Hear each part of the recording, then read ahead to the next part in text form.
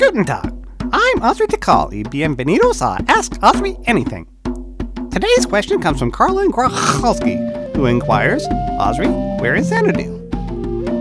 Well, Carlin, first I must commend you for coming to me instead of, just typing that in a search engine. You can never be too careful with all the crazy misinformation on the internet, so you did the right thing in coming to the self-proclaimed authority on everything. Xanadu, the fabled 12th wonder of the world, visited over the years by such illustrious figures as Marco Polo, Sam Coleridge, Orson Welles, and Olivia Newton-John. But lately it's gone the way of Atlantis and John Travolta's acting career. So what happened? Where did it go? Without further Xanadu, let's get answering. If you're a history buff like me, you probably know Xanadu was founded during the Yuan dynasty by Mongolese president Kublai Khan.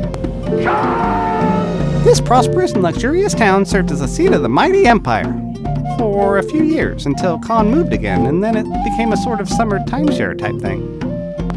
Now you might think your question is answered.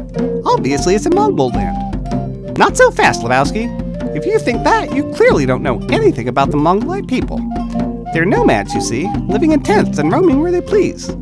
Sort of like the homeless, but with more furs and weapons. And let me tell you, they got around. During the epic wars between the China-bots and the Kublai Khans, the Chinese even invented walls to keep these guys out. And when that didn't work, they just let the Mongolians rule over them. Traces of their empire can be found on all 9 continents, and even to this day you can find them hosting barbecues and strip malls around the world.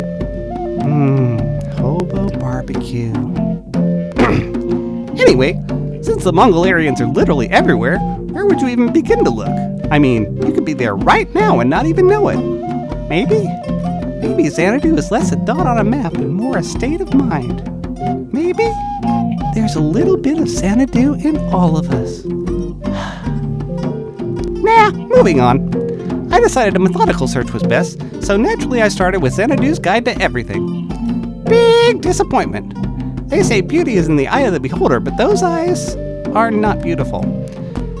Next up, I heard a rumor that a certain Microsoft founder, who shall remain nameless, owned a palatial estate by the name of Xanadu 2.0. I thought if anyone could help me with the source code, it was this guy. Sadly, Bill Gates won't return my calls. He did send me this nice letter, but it didn't really address my question. Okay then, my next lead was from some astroticians who claimed to have found Xanadu on one of Saturn's moons.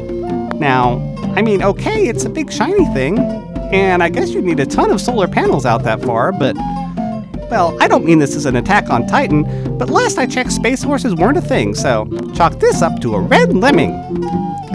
Then it struck me. The answer had been staring me in the face this whole time. If I'm looking for a city founded by ancient warring drifters, all I really need to do is follow the trail of transients. Wherever the most of these noble nomads flock together must be it. So, Carolyn, turns out Xanadu is in Manila, Philippines. Well, that's all the world-changing I'm legally allowed to do in one day, so bye now. Got a lot of questions for me, I know you do. Put them in the space below and I'll answer them for you. Come pick my brains down in Xanadu. Like, comment, and subscribe, and I'll see you all next time.